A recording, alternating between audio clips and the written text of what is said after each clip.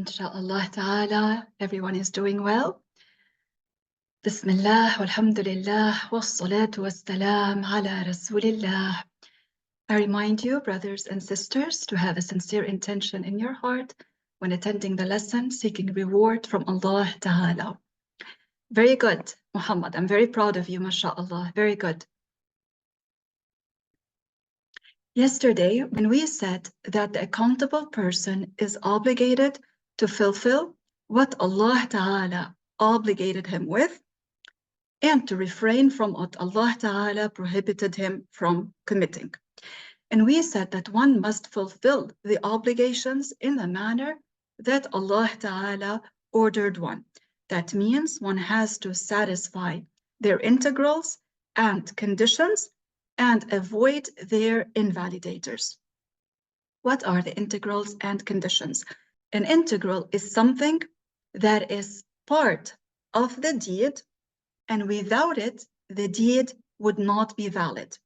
So the integral is part of the act of worship. It is part of the deed, and without it, the deed would not be valid. For example, when making wudu, ablution, the person has to wash his face. So washing one's face when performing wudu, ablution, is an integral. If I do not wash my face when I want to perform ablution, the ablution would not be valid. So washing the face is an integral of wudu. It is part of the deed, part of wudu, and without it, the wudu would not be valid. As for the condition, it is not part of the deed, but also without it, the deed would not be valid. So an example then, when we are praying, while praying, we are not performing wudu while praying. However, I have to perform wudu before I pray. So wudu is then a condition for the prayer. It is not part of the prayer itself, yet it is not part of it, yet without it, the prayer would not be valid. So then, wudu is an example of a condition for the prayer. So one has to do the obligations in a manner that Allah Ta'ala obligated one with by performing their integrals and conditions and avoiding their invalidators. So one should know then what are the integrals of the deeds in order to do them, and what are their conditions in order to satisfy them. Also, one learns what are the matters that render the deed invalid in order to avoid them. Because if somebody commits a matter that invalidates the deed would not be valid. So one learns these as well. And inshallah ta'ala, we will be covering the integrals and conditions when we talk about particular acts of worship. Inshallah ta'ala, today we're going to start the chapter of purification.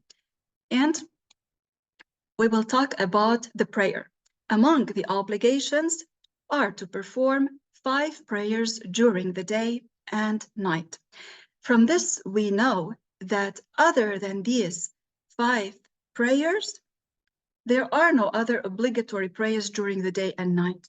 This means if a person left out the extra recommended prayer, one would not be sinful for that. Among the obligations are 5 obligatory prayers to be prayed during the day and night. And these are the Subh, the Dhuhr, the Asr, the Maghrib, and the Isha. One has to know how these prayers start. One has to know the time when these prayers start, and one needs to know when the time of the prayer is over, because one has to perform these prayers within their time. Without an excuse, one does not delay the prayer until after its time has passed. So one should know then how these prayers, or the time of these prayers when it starts. Let us start with the early afternoon prayer. And we start with the early afternoon prayer, which is referred to as Dhuhr in Arabic, because Angel Jibreel alayhi salam when he came to the Prophet ﷺ, and they prayed the first obligatory prayer together, he prayed with the Prophet ﷺ the Dhuhr prayer as the first one, the early afternoon prayer. So the Dhuhr prayer was the first prayer that the Prophet ﷺ prayed with Angel Jibreel among these 5 obligatory prayers. So inshallah ta'ala, we will talk now about how the Dhuhr prayer starts. So the Dhuhr prayer, its time begins when the sun declines westward from the middle of the sky. You know, when the sun rises from the east. It rises from the east and it goes up and up until it reaches the middle of the sky. Okay? When it reaches the middle of the sky, the shadow here of any object would be the shortest during that day. All right? When the sun has declined westward from the middle of the sky, as soon as it declines westward from the middle of the sky, we say that the Dhuhr time has started. So the sun rises from the east, goes up to the middle of the sky. As soon as the sun declines westward from the middle of the sky, the early afternoon prayer, the Dhuhr time, starts. Now, until when does its time remain? Its time remains until the shadow of an object becomes equal to the length of the object itself, in addition to its zenithal shadow. What does this mean? We'll explain, inshallah. So we said when the sun is in the middle of the sky, the object here, the shadow of any object would be the shortest it would be during that day. The shortest the shadow would be of an object during the day would be when the sun is in the middle of the sky. So let's say we put any kind of an object, okay, when the sun is in the middle of the sky. Let's say our object is 3 meters in height, okay? Let us say it is a pole 3 meters in height. And when the sun was in the middle of the sky, the shadow of this pole, let's say it was 1 meter.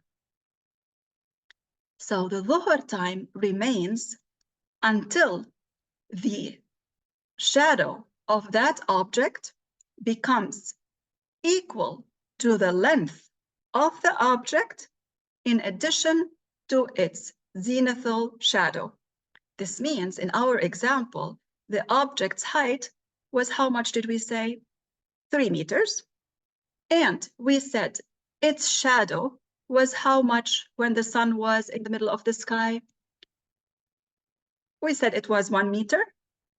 In our case then, when the shadow of the object becomes the total length of the object plus the shadow of that object when the sun was in the middle of the sky, so that is 3 plus 1, that makes 4. When the shadow becomes 4 meters long, we say that Dhuhr time is over and right away the Asr time starts, which is the late afternoon prayer. Okay? So then the Dhuhr time remains until the shadow of an object becomes equal to the length of the object plus the shadow length of that object when the sun was at its zenith, when it was in the middle of the sky. So right away, when Dhuhr time is over, Asr time starts, which is the late afternoon prayer. Is the Dhuhr time clear, or shall we give another example? I'm assuming it is clear then. The late afternoon prayer, the Asr, its time begins when the time of Dhuhr ends. So right away, there is no interval between them. Right away, when Dhuhr time is over, Asr time begins. There is no break in between them. And Asr time remains until the sun sets. When we say until the sun sets, this means until the whole disk of the sun has set below the western horizon. Because some people think that the sunset is when it starts declining. No, when it starts declining, but you can still see the disk of the sun, it's still Asr time. It's still the late afternoon prayer time. So when is Asr time over? It is when the whole disk of the sun has declined below the western horizon, the whole disk of the sun. And now we are in the month of Ramadan. That means, when do we break our fast? When Asr time is over, because then Maghrib time is in. This means when the whole disk of the sun has set below the western horizon. And here, I urge you to be careful, because it has happened in more than one place where a person called for the Maghrib prayer, called the Adhan for the Maghrib prayer, yet there were people who were still able to see the disk of the sun. What does that mean? If they were still able to see the disk of the sun, it means it was still Asr time. It is not Maghrib yet. It was not Maghrib yet, but many people rush and they do not make sure. They rush immediately and break their fast and start drinking or eating. Subhanallah, if they do that and Maghrib time is not in yet, it means they need to make up that day after Ramadan is over. So therefore, one has to make sure and be cautious, okay? Either one is himself, for example, seeing that the whole disk of the sun is below the western horizon, or this person who is calling for the adhan is really a trustworthy person, okay? Not everybody, unfortunately, is cautious in these matters. So then the Asr time remains, as we said, until the whole disk of the sun has declined below the western horizon. And this is then when the Maghrib prayer starts, which is the sunset prayer, the Maghrib prayer. So its time begins after the setting of the sun and remains until the disappearance of the reddish twilight. When the sun sets below the western horizon and Maghrib time is in, there's still redness that can be observed in the western horizon. Sometimes watch that when you go, for example, to the beach and you watch the sun going down. Watch that after the sun has set, there is still redness that can be seen in the western horizon. So when this redness has disappeared completely, this means that the time of Maghrib is over and the time of the Isha, nightfall prayer, is in. Okay? So the nightfall prayer then starts when Maghrib prayer is over, and it remains, meaning the nightfall prayer, the Isha time, it remains until the appearance of the true dawn. Notice I said the true dawn, and that is because before the true dawn appears, there is a false dawn that appears prior to that. And that false dawn appears vertically. It appears vertically, and then after a while, it goes away. It's dark again. So this is the false dawn. This is not the true dawn by which the Subh prayer starts. No. So the Subh prayer starts when the true dawn appears, and the true dawn appears horizontally. All right? So then the nightfall prayer, Isha, remains until the appearance of the true dawn. By the way, this means that the nightfall prayer is not over like some people think necessarily at 12 a.m. No. in some places it might be at 3 a.m., at 3:30, it depends when the true dawn appears. But some people think that it is until 12 a.m. No. So one can pray the nightfall prayer after 12, at 1 or 2, as long as one prays it before the dawn prayer starts. All right? So then we said when the dawn prayer, subuh, starts, and the dawn prayer remains until the appearance of the sun. So its time begins when the nightfall prayer is over, when it ends, and it remains until the appearance of the sun. In this case, it is until part of the sun appears. In this case, it's not when the whole disk of the sun has appeared. No, when part of the sun has appeared, it means then it is sunrise. That means the time of the subuh, dawn prayer, is over. Okay? So in the case of the Maghrib prayer, we said Maghrib starts when the whole disk of the sun has set below the western horizon. Whereas with sunrise, when part of the disk of the sun appears, it means that the dawn prayer time is over. And here, now we have an interval where there is no prayer time. After the subuh time is over and before the dhuhr time. Here we have an interval where there is no prayer in between them, okay? So it is obligatory upon every pubescent, sane, and pure, meaning not one who has her menses or postpartum bleeding Muslim, to perform these prayers in their prescribed times. This means the person who is pubescent and sane and is Muslim performs these prayers in their times without an excuse, is not to delay them. And we said the female, when she has her menstruation, her menses bleeding, she is not to pray. She is not allowed to pray. Also, the female during her postpartum bleeding is also not to pray. During the bleeding time, they are not to pray. They're not allowed to pray.